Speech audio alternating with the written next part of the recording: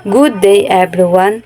Ang aming project ay tungkol sa Pharmacy Inventory Management System.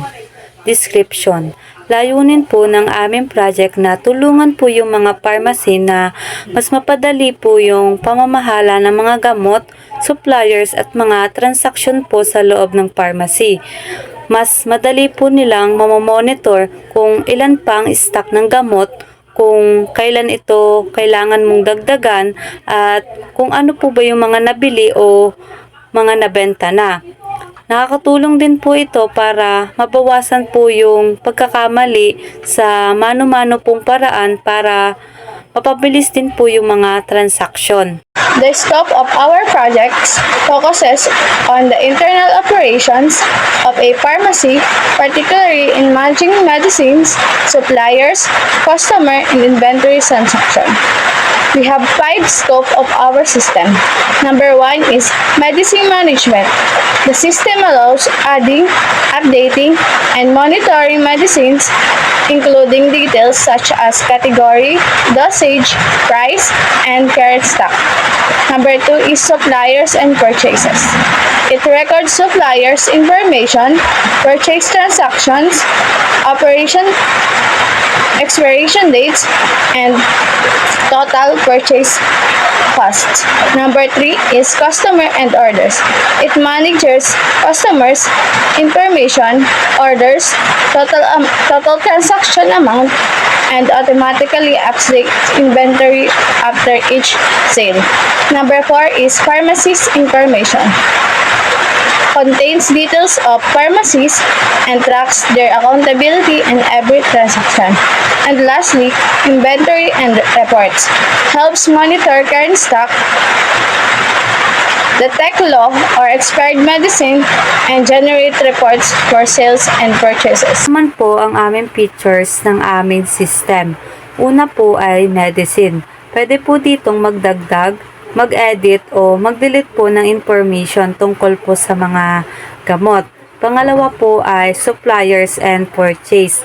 Nare-record po dito ang mga suppliers at mga biniling gamot. Automatic din po itong nadadagdagan ng mga stock. Pangatlo po ay customer and order.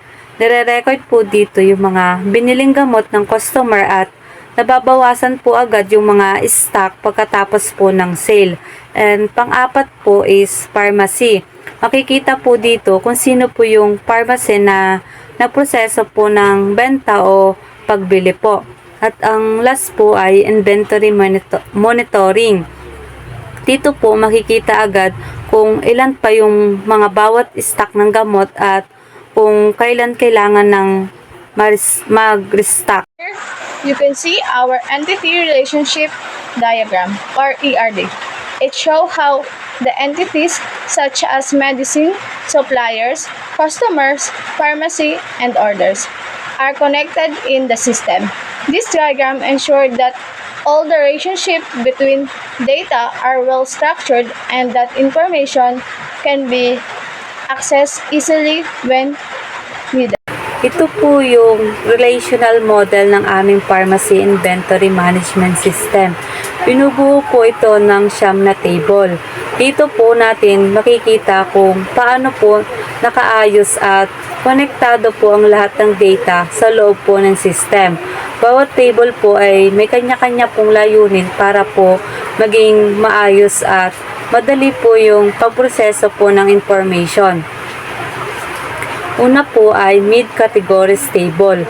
Dito po nakalagay yung mga uri po ng categories ng gamot. Halimbawa po, antibiotics, vitamins, or pain reliever. Ito po yung magsisilbing gabay para po madaling maklasify ang bawat gamot po sa system. Pangalawa po ay medicine table. Ito po yung pinaka-importanting table dahil dito po nakatala yung mga lahat ng information po tungkol sa mga gamot. Kasama rito po yung mga name, dosage, description, price, bilang po ng stock at kung ano po bang kategorya ito kabilang. Dito rin po nag-a-update ang system kapag may bagong bili po o may nabenta na gamot. Ano po ay ang suppliers table.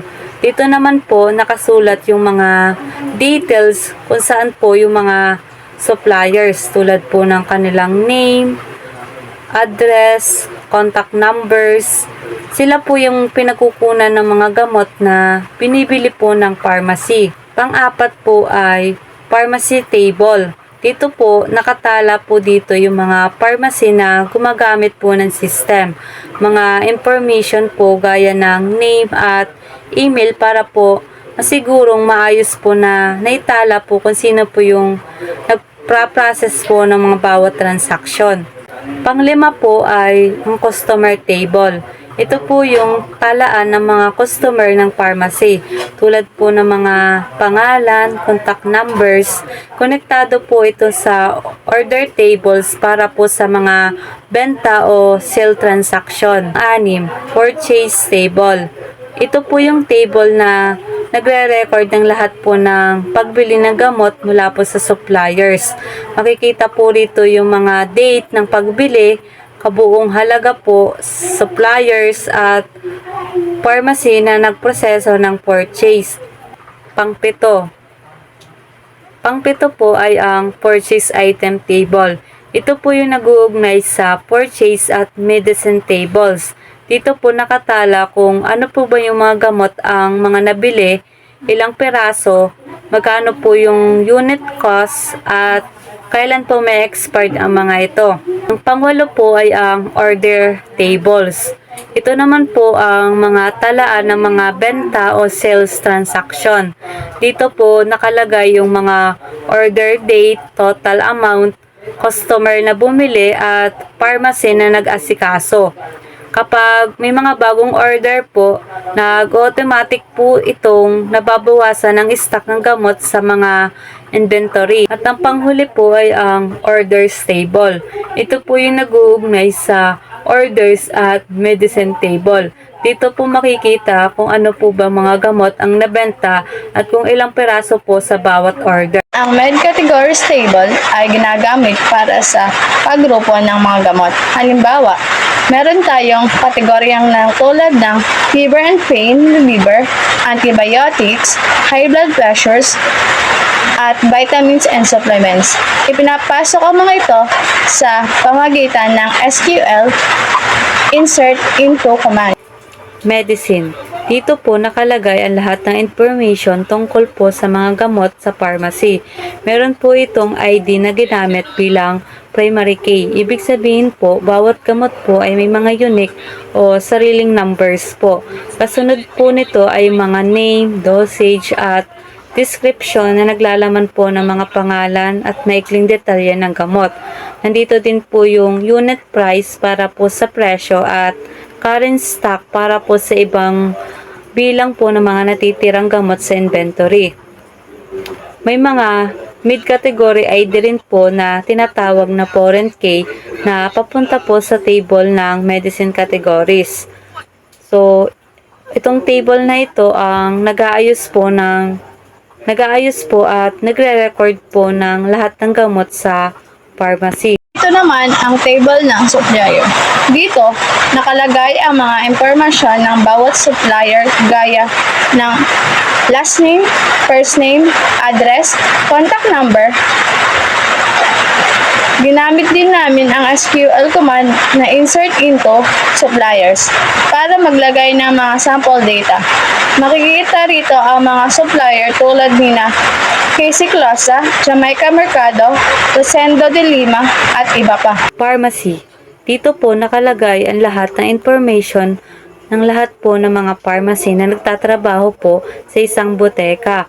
Meron po itong pharmacy ID na tinatawag pong primary key na automatic pong nag-i-increment tuwing may mga bagong pharmacy na ilalagay. Kasama po dito ang first name, last name at email. Mahalaga po ito dahil dito po nakikita kung sino po yung nagpa-process po ng mga sales at purchase po ng system. Sunod naman ay ang table ng customers. Ito ay naglilista ng customer ID, last name, at contact number. Ang goal nito ay para magkaroon ng maayos na listahan ng lahat ng mga bumibili o nagpapagawa ng order sa pharmacy. purchase. Ito naman ang ginagamit sa pag-record ng mga piniling stock mula sa suppliers. May purchase ID bilang primary key at purchase date kung kailan ginawa ang transaction. Ang total cost ay kabuong halaga ng mga piniling gamot. Ang suppliers ID naman ay ang foreign key na papunta sa suppliers table. At ang pharmacy ID naman ay ang foreign key na papunta sa pharmacy table. Dito natin malalaman kung kanino binili ang mga stock at sino mga pharmacy ang nag-process dito. Kaya itong table na ito ang nagmo-monitor ng lahat ng incoming stock at gastos ng pharmacy. Purchase item table. Dito, nakalista ang medicine ID, quantity received, unit cost, at expiration date. Automatic nag-a-update ang stock ng gamot kapag may bagong purchase entry. Orders. Ito naman po ay naglalaman ng lahat ng transaksyon o benta sa mga customers. Ang order ID po ay ang tinatawag po nating primary key. Habang ang order date naman po ay kung kailan po ginawa ang order. Ang total amount naman po ay yung mga kabuong bayad po ng customer. Meron din po itong customer ID na tinatawag po natin foreign key na papunta po sa customer table para malaman po kung sino po yung mga bumili. At ang pharmacy ID naman po ang nagre-refer sa pharmacy table para malaman po kung sino po yung mga nagpa-process po ng order. Sa pamamagitan po ng table na ito ay ginagamit po natin ito para matrack po ng mga pharmacy ang sales. Sunod naman ay ang table na order items. Dito, nakalista ang bawat item na bahagi ng isang order, kabilang ang medicine ID, quantity sold, at unit price. Mayroon din itong foreign keys na nag-uugnay sa orders table at medicine table upang masiguro ang integridad ng data.